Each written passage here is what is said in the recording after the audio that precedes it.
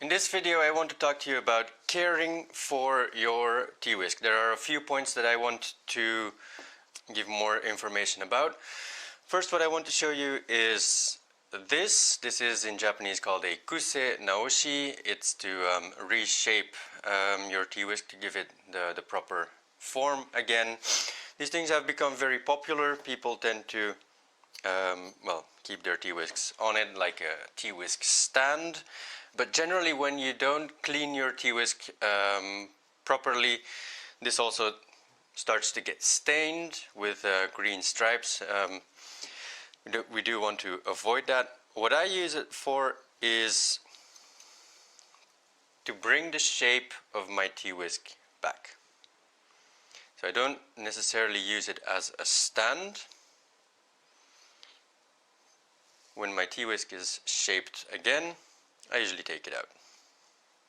So your tea whisk can be as narrowed up as this, but using this kusenaoshi,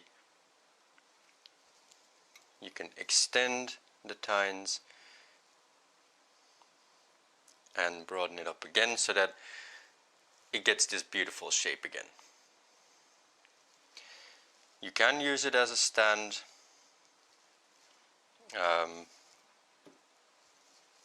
But I use it for the shape. Now, another thing, after having used your tea whisk to whisk a bowl of tea, it's going to have tea staining on it. And if you look at it closely, you'll see that it's not perfectly clean. These tea whisks in the past, they were actually only for one-time use. So you use them once for a big tea gathering, and for another one you'd use an absolutely perfectly new one. Why? Because they just don't clean that very well, and you'll also see that after using them quite often some of the tines get broken, and so you want to have an absolutely perfect one for a proper tea gathering. Nowadays we use these quite often, and because they're handmade, they also tend to get very expensive, so we do want to use them for a longer time.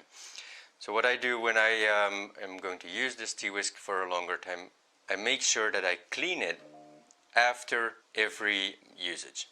So when I clean it, I whisk it around in a tea bowl, and after that I hold it under streaming water, and with my finger I go inside in between the inner and the outer tines, and I make sure that I clean every single tine so that all the matcha powder is taken off, and that the green is washed off, while I also keep the water streaming over the tines of the tea whisk. For a thin tea, this is very important. I also see this one has a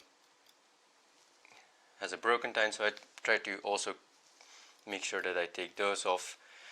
It's better to break them off beforehand than to wait for when they break off in your tea, because then you're going to be drinking bamboo.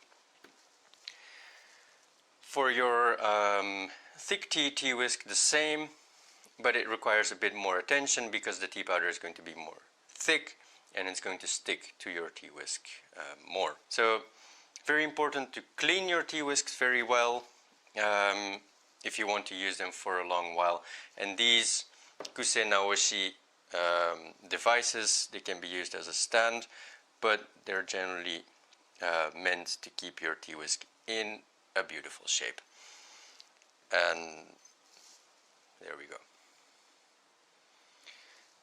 So that's it about caring for your tea whisk. Just remember to keep them clean, wash them after you've used them, and also keep them in a perfect shape.